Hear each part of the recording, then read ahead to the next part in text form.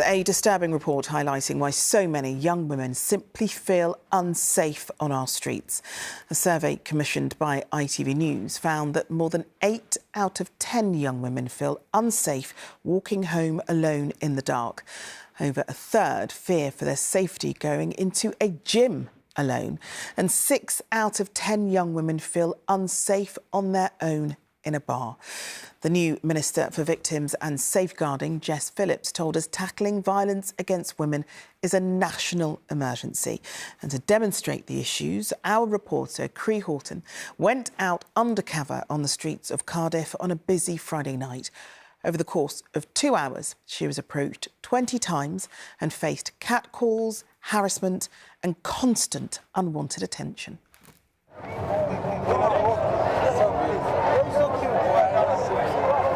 This is the reality of being a woman alone at night. Well, I saw you. I had to say hello.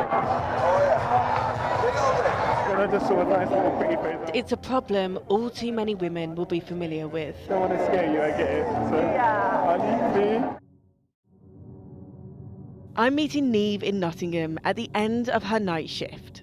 Hey, how was work? Yeah, it wasn't too bad. For most people, it would be a moment of relief. But for Niamh, it means fear.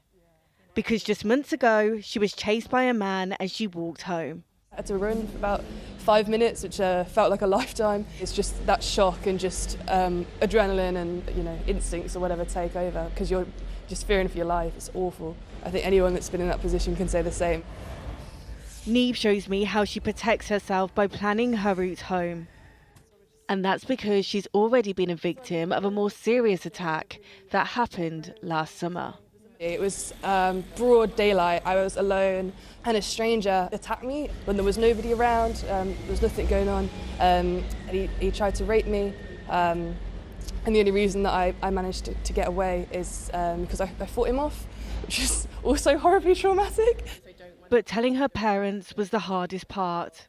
Especially for my dad, who spent his whole career in the police.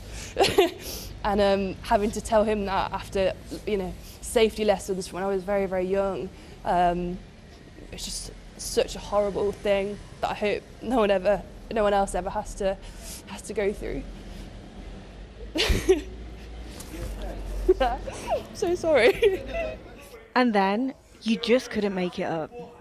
As we're finishing the interview, 3 men shout a personal comment. It's cameras, bro. Oh, she's laying as well, man. I know, what's going on here? I'm filming Undercover alone in Cardiff, where police recently announced a decrease in violence against women. Within seconds, a group of men approached me. You play tennis? Yeah. What? We want you to play tennis. I'm like a tennis teacher. I can give you free lessons if you want. Give me free lessons. For tennis. I lost my friend. I'm your friend. Everybody. Anyone you like.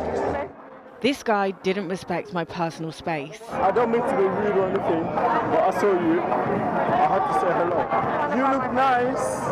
I'm just trying to want my friend. That's fine. The guy in the black t-shirt sees me up ahead and speeds up to get next to me. And like many others, he overstays his welcome. I think I'll be okay. Are you sure? I'm sure. Are you sure? Thank you so much, guys. Are you sure? Absolutely sure. It happens time and time again. 20 people approach me in just 2 hours. In our survey, it's clear that young women's concerns for their safety is still a huge issue. And from my experiences tonight, it's not hard to understand why. I showed my undercover footage to new Home Office Minister Jess Phillips. You look nice. The new government has pledged to halve incidents of violence against women within a decade. We absolutely need to educate men, and as you know, the new Labour government has absolutely committed to making prevention through education. The reality is that this government considers violence against women and girls to be a national emergency, and a national emergency needs systematic change.